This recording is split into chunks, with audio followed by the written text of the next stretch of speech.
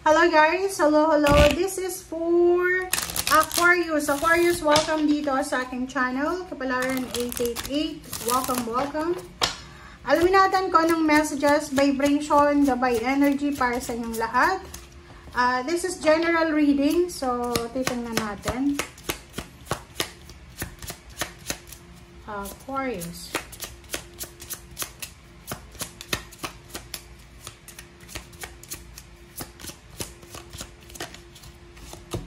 Okay, so this is restless energy for 16, 7. There's an Aquarius na parang nag-aantay kayo. Maybe buntis ka, nag-aantay ka na manganganak ka. Nag-aantay ka ng pera, bonuses, payments, payouts, 13-month pay. So, sinasabi ng bara sa'yo dito na if ever na nasa ganyan kang sitwasyon, ano man ang iniintay mo, ano man ang rason kung bakit restless ka. Kasi itong restless energy na to, parang wala kang pahinga. It's either busy ka sa trabaho, na kailangan mo ng pahinga, like marami kang problema sa relasyon, marami kang problema sa spiritual, psychological, parang ganon, or sa relationship. Sinasabi ng bara sa'yo na kailangan mong magpahinga and self-healing. There's a balance needed para sa'yo. So, sinasabi ng bara sa'yo na kailangan ng balanse.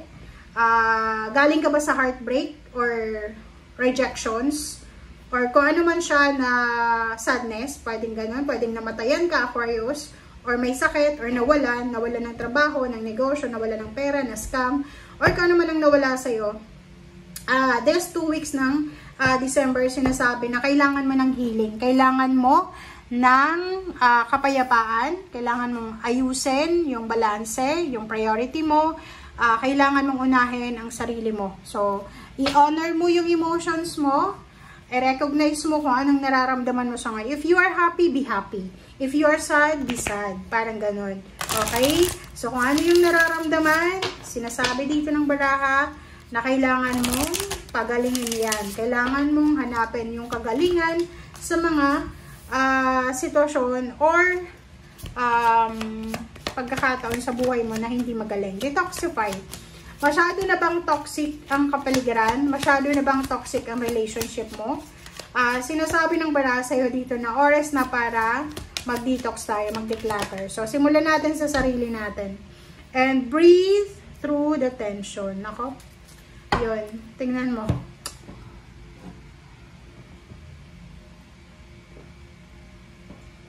Napainom ako sa'yo ng tubig Okay, tingnan mo to, Aquarius. Mayroon ditong Aquarius na sobrang pagod na pagod na. Itong restless energy, this is 10 of wands. 10 of wands, or maybe this is 5 of swords na gusto mo nang i-give up. Sinasabi ng barahan na pagod ka na. It's either naghihintay ka or pagod ka na sa pag-handle ng sitwasyon. Sinasabi ng baraha, kailangan mong mag-relax. Kailangan mong mag-detoxify. Take vacation, guys. Magbakasyon kayo, magpahinga. Wag overtime ng overtime. Kung may sakit ka, wag mong persahin yung katawan mo na magtrabaho kahit may sakit ka. If ever na toxic na yung paligid mo, kailangan mo ng, diba, umalis ka na dyan. Hindi mo kailangan maging martir. Alright? And, sinasabi ng bara sa iyo dito na breathe through the tension. So, suffocated ka na. Okay? Please comment down below, Aquarius. If you are suffocated na, kailangan mo na talaga, guys, na umalis dyan Diba? Pag hindi ka makahinga, na parang feeling mo nasasakal ka na, kailangan doon ka sa, sa free. Doon ka sa, anong tawag dito? Doon ka sa katahimikan. Alright? Wow! Sino ba to na Aquarius? Mag-comment nga kayo, guys, sa comment section. Ano ba yung mga nakakasakal na sitwasyon? Health ba yan?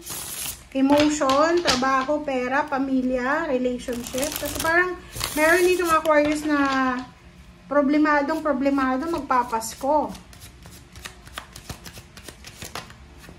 Okay, temperance. Kailangan mo daw ng pasensya. Wow, Aquarius. Kailangan mo ng pasensya. Kailangan mong mag-isip. Kailangan mong kalmahin ang iyong sarili. Nakakaloka ka, oh. Kailangan mo daw matulog ng maayos. Kailangan mong magpahinga, matulog ng maayos, magpasensya. Kailangan mong mag-pray, mag-meditate, mag-contemplate, mag-rejuvenate. And mag-detoxify. Kailangan mong makarecover ng lakas mo. Galing ka ba sa sakit or galing ka sa panganganak? Ano ba na kailangan mong i-recover? So, sinasabi ng barahan na if you are trying to recover pa lang, maging patient ka, okay?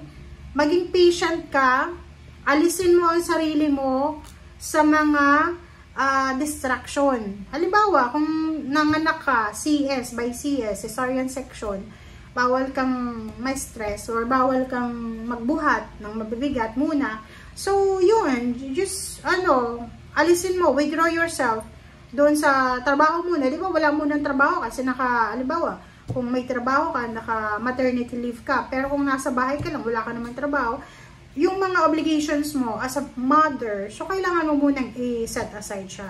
The devil is here. Mag-iingat ka sa Capricorn or sa any zodiac sign na talagang hindi sila maganda para sa sistema mo. Okay? So, sinasabi ng baraha sa'yo na mag-iingat ka. Makinig ka sa sinasabi ng iyong intuition. If there's someone na water sign, Pisces, Scorpio, and Cancer ka, nakapamilya, kaibigan, makinig ka sa kanila. Okay? Fire sign din, sinasabi ng fire sign dito, or sinasabi ng barahan na there's a fire sign and water sign na sila ay makakatulong sa'yo para makarecover ka. Lalo na sa usaping salapi. So, kung may kaibigan ka ng fire sign and water sign, tawagan mo sila. If, like for example, na nalulungkot ka, kung galing ka sa sakit, tawagan mo yung mga taong yun kasi sila yung mga taong dadamayan ka talaga. Okay. Knight of Swords, merong balita ka na hinihintay, but sinasabi ng barahan na yan na be patient, okay? Maging mapasensya ka kasi baka, baka mawalan ka ng control and makagawa ka ng desisyon na pwede mong pagsisihan. And Ace of Wands, isang exciting. So, moving forward sa second half ng December, sinasabi ng baraha sa'yo dito na there's a good news coming, exciting good news.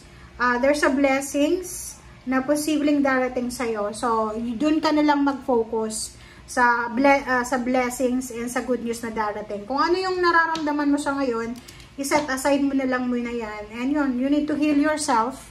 Okay? Kasi dapat malakas ka bago pumasok yung 2026 para ready ka sa kung ano man na mangyari sa 2026 or sa blessings na darating sa'yo. Alright. Thank you for watching, guys. Bye!